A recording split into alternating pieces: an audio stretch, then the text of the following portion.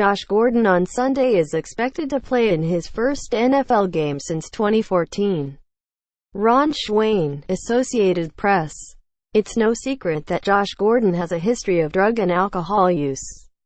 The Cleveland Browns wide receiver recently was reinstated by the NFL from an indefinite suspension for violating the league's substance abuse policies, and also detailed the extent of his issues with drugs and alcohol in a mini-documentary last month. But what hadn't been revealed was that the former Baylor star wasn't just using drugs. He was selling them and making a sizable profit. Gordon, 26, said that while in college he was making as much as $10,000 a month from the sale of marijuana, according to a feature by Sports Illustrated's Ben Baskin. From SI. As a sophomore at Baylor, he says he was receiving as much as 6 pounds of weed vacuum-sealed and wrapped in mylar, sprayed with kerosene and covered in coffee beans to mask the smell. Shipped through U.S.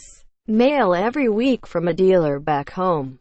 He would drive to Dallas, Austin and San Antonio to sell it, and he estimates he was bringing in upward of $10,000 in profit every month.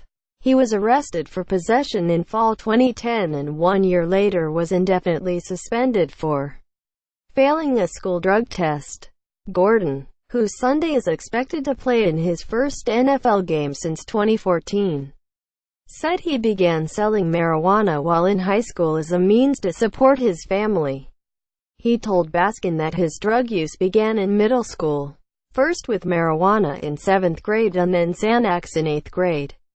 His first time trying cocaine was in 2011, when Gordon, who had transferred to Utah, was sitting out a year. Gordon also notes that he gave up smoking marijuana during his first 2 NFL seasons and that he was a social drinker, according to the profile. But in a GQ interview released earlier this month, but after Baskin's interview, Gordon had said he smoked marijuana or drank alcohol before every game. "I used to make a ritual of it before every game," he told GQ's Clay Skipper. He also had previously said he had used marijuana most of my life and Xanax on many occasions, cocaine several occasions, plus other drugs and alcohol throughout high school, college and his professional football career. Gordon in the SI feature admits to lying and says he was directed to protect our interest as opposed to revealing certain information at that point in time. Gordon's manager, Michael Johnson, later told Baskin that Gordon may have been nervous or had misremembered certain details.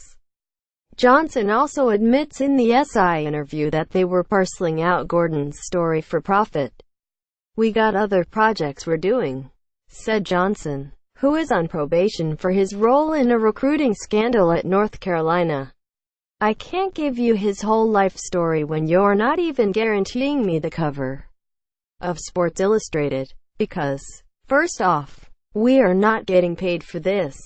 Despite the apparent withholding of his whole life story, Gordon gave an extraordinarily forthcoming look into his life that included fighting guns, gang involvement, stealing cars and stealing electronics, as well as exceptional athletic talent. "I didn't plan on living past 18, Gordon said. "Not a chance." While at Baylor, Gordon was arrested for possession in 2010 and was indefinitely suspended by the school a year later after failing a drug test. He failed another drug test before ever taking the field for Utah and returned home to Houston after being taken in the second round of the NFL's supplemental draft in 2012. He was suspended for the first 2 games of the 2013 season for violating the league's substance abuse policy. He finished that season as the NFL's leading receiver with 1,646 yards and was named an All-Pro. He was arrested in July 2014 for driving while impaired. The next month, he was suspended 1 year by the NFL for another failed drug test. Gordon contended in his appeal that the positive drug test was because of secondhand smoke. Later, the suspension was reduced to 10 games. In 2015, he was suspended for the entire season for again violating the league's substance abuse policy.